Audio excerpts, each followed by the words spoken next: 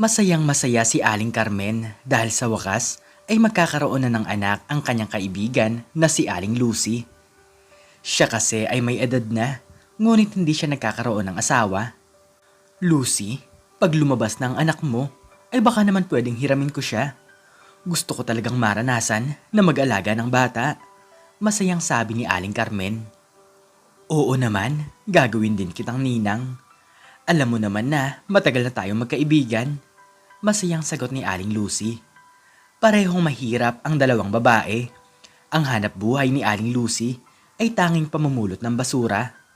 Sa pang-araw-araw ay kasakasama nito ang kanyang asawa at dito sila humuhugot ng lakas upang mapaghandaan ang panganganak ng babae.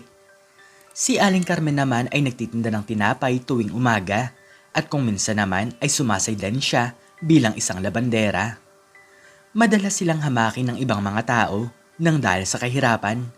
Sila lang dalawa ang tanging magkaibigan dahil ang nakapalibot sa kanila ay puro mayayaman. Lucy, patapon naman ako ng aking basura at bibigyan kita ng pera. Sige na at bilisan mo na bago pa mangamoy yan sa aming bahay. Mapagmataas na sabi ni Mrs. Conchita. Mayaman ang babaeng ito at pakiramdam sa sarili ay siya ang reyna sa kanilang lugar. Kung utos-utusan si Aling Lucy ay para bang sobrang baba ng tingin nito sa babae. Sige po, Madam Conchita. Pero kukunin ko na po sana ang bayad. Magalang na sagot ni Aling Lucy. Nagulat na lamang ang babae nang bigyan siya nito ng 5 piso kapalit ang pagtatapon niya ng isang sako ng basura. Itatapon pa niya ito sa malayong lugar kaya nagtanong siya kung pwede ba siyang humingi ng kaunting karagdagan. Pero sa kabila ng lahat ay makakatanggap pa pala siya ng isang matinding panghahamak. Ano ka sinaswerte? Manghihingi ka pa ng 10 piso? Itatapon mo lang naman yung basura? Ganyan na ba kalaki ang singil ng isang taong mahirap? Sagot ni Mrs. Conchita. Walang nagawa si Lucy kundi ang sundin ang utos ng matandang babae. Mayaman kasi talaga ito at baka kung ano pa ang gawin sa kanya. Isang araw naman ay si Aling Carmen naman ang nakaranas ng panghahamak sa mayamang babae. Habang nagtitinda ito ng pandesal ay tinawag ito ni Aling Conchita. Carmen, lumapit ka nga sa akin at bibilhan kita ng tinapay. Nakakaawa ka naman kasi. Pagtawag ng matanda, agad lumapit ang babae dito, ngunit ito lang pala ang gagawin ni Mrs. Conchita. Magyayabang lang pala upang ipakita ang kanyang kayamanan. Bigyan mo nga ako ng 1 pirasong pandesal at ipapakain ko lang sa aking aso. Ito nga palang aking bayad, pagmamayabang ng matandang babae. Nagulat na lamang si Aling Carmen dahil 1,000 piso ang ibinayad ni Mrs. Conchita sa binili nitong 1 piraso ng tinapay. Pasensya na po kayo, ma'am. Pero wala po ba kayong 3 piso? Wala po kasi akong isusukli sa inyo. Tanong ni Aling Carmen. Natatawa naman ang matandang babae dahil ito naman talaga ang gusto niya. Pasensya ka na, pero puro 1,000 ang pera ko. Magpapalit ka na lamang sa iba para masuklian mo ko. Natatawang sabi ni Mrs. Conchita. Ito ang palaging libangan ng babae, ang manghamak ng ibang tao at ang ipagyabang ang kanyang kayamanan. Paano naman kasi ay nakapangasawa ito ng isang Amerikano at maaga itong pumanaw. Simula noon ay sa kanya na naiwan ang lahat ng mga ari-arian. Mahirap din naman talaga dati ang babae at gumanda lang ang buhay nang makapangasawa ito ng mayaman. Habang naghahanap si Aling Carmen ng tao na mapapabaryahan ay nakasalubong niya si Aling Lucy. Oh, Carmen, saan ka naman pupunta? At bakit parang problemado ka ata? Tanong ni Aling Lucy. Si Mrs. Conchita kasi, bumili ba naman sa akin ng 1 pirasong pandesal tapos babayaran ako ng 1,000? Naabala patuloy ako sa aking pagtitinda. Sagot ni Aling Carmen. Naku, ganyan talaga si Madam Conchita. Nagagawa pang manghamak ng ibang tao, may pagmalaki lamang ang kanyang mga pera. Hindi man lang niya naisip na galing din naman siya sa isang matinding kahirapan. Napapailing na sabi ni Aling Lucy. Nang dahil doon ay hindi nakaubos si Aling Carmen ng kanyang paninda, kaya bumawi na lamang siya sa kanyang pagiging labandera. Lumipas ang mahabang panahon ay 5 taong gulang na ang anak ni Aling Lucy. Palagi itong hinihiram ng kanyang kaibigan, kaya nakilala ng bata ang babae bilang kanyang tita. Tita Carmen, kapatid po ba kayo ni nanay? Inosenteng tanong ng batang si Micaela. Naku, hindi iha. Pero parang kapatid na rin ang turing ko sa nanay mo. Ang totoo kasi niyan ay matagal na kaming magkaibigan, paliwanag ni Aling Carmen. Mas madalas pa ngang nasa bahay ng babae ang anak ng kanyang kaibigan. Palagi niya itong hinihiram at ibinibili ng kung ano-anong laruan. Bakit ba kasi hindi ka pa mag-asawa para magkaroon ka ng sariling anak? Mas madalas na kasing nasa bahay mo ang aking anak na si Micaela. Natatawang sabi ni Aling Lucy. Naku, wala na akong balak na mag-asawa. Masaya na ako sa aking buhay. Pwede naman akong manghiram ng anak ng iba. Natatawang sagot ni Aling Carmen. Ngunit kung minsan ay hindi na rin nakakaligtas sa pangahamak ni Miss Conchita ang batang si Micaela. Kung tawagin ito ng matandang babae ay anak ng mga daga. Paano naman kasi ay natutunan na rin ni Micaela ang trabaho ng kanyang mga magulang. Namumulot na rin ito ng basura at kung minsan naman ay patagong namamalimos sa mga tao sa kalsada. Nang dahil sa hirap ng buhay ay pinayagan na lamang ito ng mag-asawa. Wala naman silang kakayanan na pag-aralin ito sa eskwelahan, kaya tinuruan na lamang nila ito na maghanap buhay. Hoy, batang bubuwit, lumapit ka nga dito. Sabihin mo sa nanay mo na anak-anak pa siya, hindi niya naman pala kayang buhay na maayos. Sabihin mo sa kanya na pinapasabi ito ni Mrs. Conchita. Seryosong sabi ng matandang babae. Kahit buhay ng ibang tao ay nagagawa pang pakialaman ni Mrs. Conchita. Kahit hindi niya problema, ay pinoproblema niya. Nang makauwi sa bahay ang batang si Micaela, ay agad siyang lumapit sa kanyang ina upang sabihin ang sinabi ng matanda. Nay, hinamak po ko kanina noong matandang babae na nagngangalang Mrs. Conchita. Is daw po akong bubuwit at bakit niyo pa daw po ako inianak kung hindi niyo naman daw po ako kayang buhay ng maayos?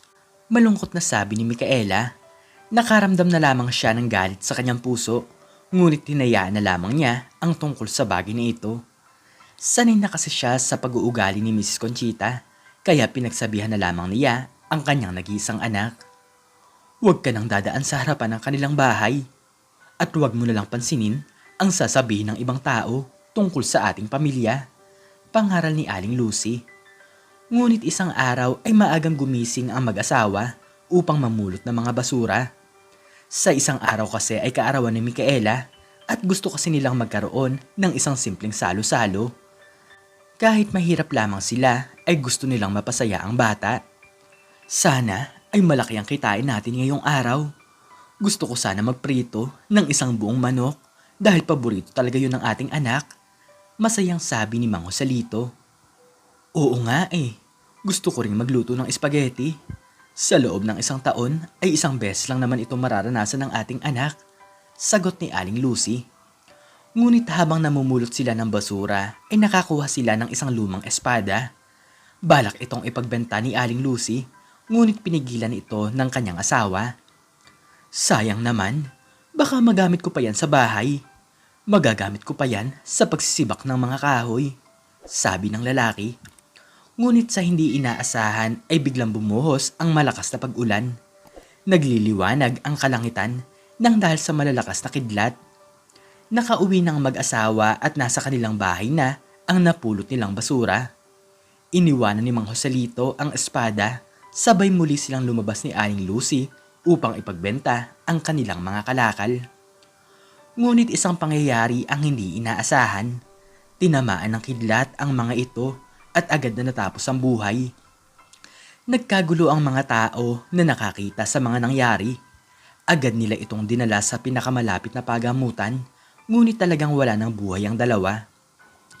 Kanina pang naghihintay si Micaela, ngunit hindi pa umuuwi ang kanyang ama't ina. Si Aling Carmen naman ay nalaman na ang masamang balita at hindi malaman kung paano nito aaminin sa bata. Tita, nakita niyo po ba si nanay at tatay?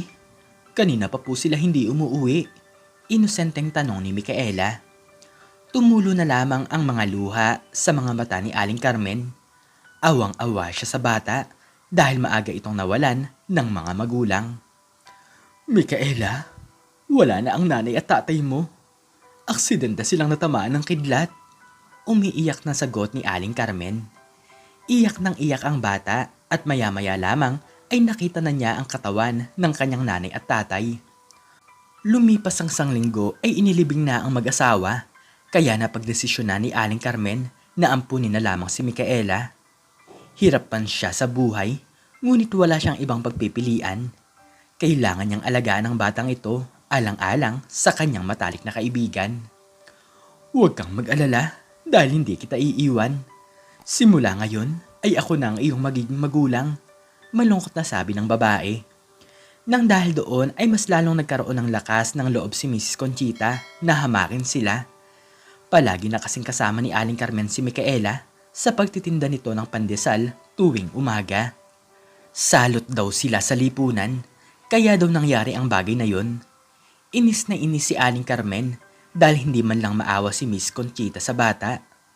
Alam nyo, Mrs. Conchita, mayaman na nga kayo tapos nagagawa nyo pang manghamak ng iba. Bakit hindi nyo nalang pakialaman ang sarili nyong buhay? Ganyan ba talaga ang gawain ng isang tao kapag alam niya na wala nang nagmamahal sa kanya? Sagot ni Aling Carmen. Wow, sumasagot ka na. Masaya ako sa aking buhay dahil marami akong pera.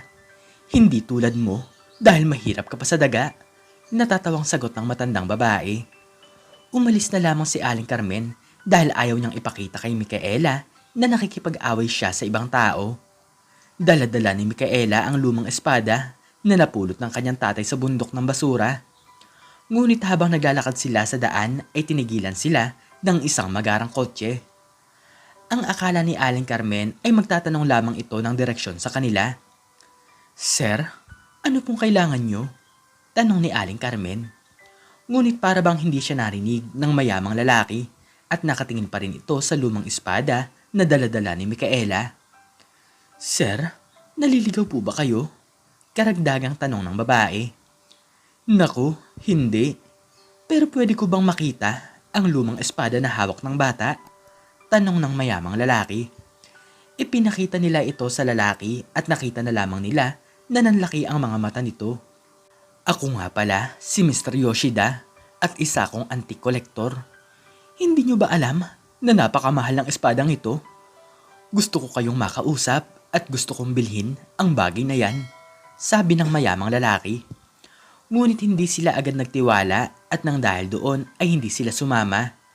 Lumipas ang isang araw ay nagulat na lamang sila nang muli nila itong makita sa harapan ng kanilang bahay, kasama ang kanyang maraming gwardya. Dala-dala nito ang isang kahon ng pera na kung saan ay ipambabayad sa lumang espada. Huwag kayong mag-alala dahil mabuti akong tao. Hindi ko kayo lolokohin sa presyo at bibilhin ko sa inyo yan ng 10 milyong piso, sabi ni Mr. Yoshida. Napag-alaman nila na ang espadang ito ay pagmamay-ari ng isang kilalang Hapon noong unang panahon. Agad tinanggap ni Aling Carmen ang alok ng lalaki dahil talagang mababago nito ang kanilang buhay. Pagkatapos noon ay nakipagkamay si Mr. Yoshida at agad na nagpaalam sa kanila. Walang kaalam-alam si Aling Carmen na 30 milyong piso talaga ang halaga ng lumang espada. Ngunit kahit na ganoon ay biglang nagbago ang kanilang buhay. Napagdesisyonan ng babae na magtayo ng isang simpleng karinderya nang sa ganoon ay mapaikot niya ang pera. Pinag-aral niya si Micaela nang sa ganoon ay matupad nito ang kanyang mga pangarap. Hindi naman alam ng bata na mayaman na sila at wala namang balak si Aling Carmen na ipaalam ito kay Micaela. Basta ang ipinangako ng babae sa kanyang sarili ay bibigyan niya ito ng maayos na kinabukasan. Isang araw ay muli na naman silang hinamak ni Miss Conchita. Ang akala kasi ng matandang babae ay wala pa rin silang pera. Ngunit kasabay nito ang pagpunta ng ilang kalalakihan sa bahay ng matanda. Napag-alaman nila na peke pala ang mga papeles na pinakasalan siya ng lalaking Amerikano. Mayroon pala itong mga anak sa ibang bansa na magmamana ng lahat ng mga pag-aari ng Amerikano. Nang dahil doon ay biglang naghirap si Miss Conchita. Marami mang nagawang masama si Miss Conchita sa kanila, Ngunit ang dahil sa pagkaawa ay ipinagpatayo nila ito ng isang simpleng bahay kubo. Nagpagawa rin si Aling Carmen ng isang maayos na bahay upang maging maayos ang pakiramdam ng bata sa pangaraw-araw. Nagkapalit sila ng sitwasyon. Si Miss Conchita ang mahirap at sila naman ang mayaman. Ngunit kahit na ganoon ay hindi nila binawian ng matanda. Bagkus ay binigyan pa nila ito ng pagkain. Ramdam na ramdam ni Aling Conchita ang pagkadismaya sa kanyang sarili. Hiyang-hiya ito kay Aling Carmen dahil kung sino pa ang dati niyang hinamak ay ito pa pala ang tutulong sa kanya. Tita, bakit niyo po siya tinulungan? Di ba siya po ang nangahamak sa atin? Tanong ni Micaela. Hindi ba't kung ginantihan natin siya ng kasamaan ay parang ginawa na rin natin ang mga ginagawa niya? Paliwanag ni Aling Carmen. Simula noon ay naging masaya sila sa kanilang buhay. Nangako ang babae sa kanyang kaibigan na kahit na kailan ay hindi niya pababayaan ang bata. Huwag tayong manghamak ng ibang tao dahil bilog ang mundo. Mas masarap ang maraming kaibigan dahil sila din ang tutulong sa'yo sa oras ng iyong pangangailangan. Tandaan mo na ang yaman ay panandalian lamang. Kung hindi mo ito gagamitin sa tama, ay baka bawiin ito sa iyo ng Diyos balang araw. Tandaan mo na mas masaya ang maraming totoong kaibigan kaysa marami kang pera, ngunit wala namang nagmamahal sa iyo nang dahil sa masama ang iyong asal. Ikaw, anong natutunan mo sa istoryang ito? I-comment po sa baba ang iyong natutunan. At hanggang dito na lamang po nagtatapos ang aking istorya at sana po ay nagustuhan nyo ito. Please like, share, and subscribe and click the notification bell para lagi kang updated sa mga bago kong istorya. Muli ay maraming salamat po at God bless us all.